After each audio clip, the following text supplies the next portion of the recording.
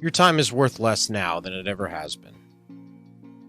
Here's the cultural pain point. The pain isn't the effort, it's the outcome. In 1965, 1 ounce of gold cost about 28 hours of minimum wage labor. Today, it's nearly 600. That's not just an economic stat. That's the sound of your life getting cheaper. Let's do the arithmetic. In 1965, the minimum wage was $1.25 an hour. Gold was $35 an ounce, equaling 28 hours, less than 1 full-time work week. You could see your time turning into something solid. Fast forward, the federal government has not moved minimum wage since 2009, which is now $7.25. Gold is hovering around $4,200 an ounce. To buy that same ounce today, you need roughly 14 weeks of full-time labor, over 3 months of your life.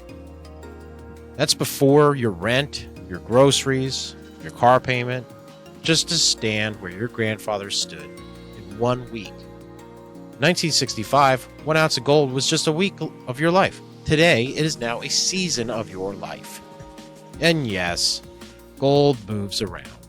Many states have higher minimum wages. The federal number is not everyone's number, but it is the national floor. And the fact that that floor has not moved in 15 years is not a footnote. That's the point. People have every right to feel angry. They're angry because they are doing exactly what they were told to do, and the math still does not lead anywhere. You cannot motivational speaker your way out of this broken ratio. We have experts handing out 1965 advice in a 2026 economy. Save your money. Don't buy avocado toast. Buy a house. Start a family. That all sounds completely normal until you realize the floor was replaced with a trapdoor while everyone was still working. The insult is not just that things are expensive. The insult is that people are still being talked to like the old deal exists. Here is the real cultural pain point. Stability used to be a destination. You worked, you saved, you bought, you owned a piece of your own life. That was the arc.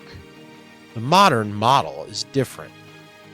Rent indefinitely, finance the car, pay the student loans, the insurances, health, car, renters, dental, the software subscriptions. You have an emergency that drains what little buffer you had. You do not own stability anymore. You rent access to it. The finish line did not disappear. It became a monthly payment. Adulthood used to be sold as a destination. Now it feels like a subscription. Most people really want a few things. Not yachts, not luxury. They want the ordinary. A modest home, a car that works, healthcare that does not bankrupt you, a family that feels not like a financial impossibility, and a retirement that is not just a joke. They want a full-time job that gives them some actual breathing room. We've done what we were told to do. We showed up, we stayed employed, we were responsible. And then the reward system changed while we were still playing the game. The dream that they were selling back in 1965 feels mathematically impossible now. The pain point is not poverty. It is humiliation. It's the feeling that you are running harder than your parents did just to stand in a smaller room. People are not just broke, they're demoralized. They were promised adulthood, and what we got was survival with better branding. People do not hate to work. They hate realizing work has become maintenance instead of movement. They hate being handed a ladder and noticing someone quietly removed half of the rungs. They hate being called unmotivated and lazy for pointing out that gap. When people say nobody wants to work anymore, I think what they mean is no one wants to be lied to about what the work buys anymore. The modern worker is not asking for luxury. They're asking why full-time work no longer guarantees full-time life.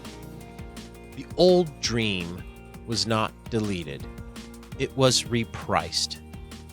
And now millions of people are staring at the bill, wondering why everyone that was working in 1965 pretends the math still works.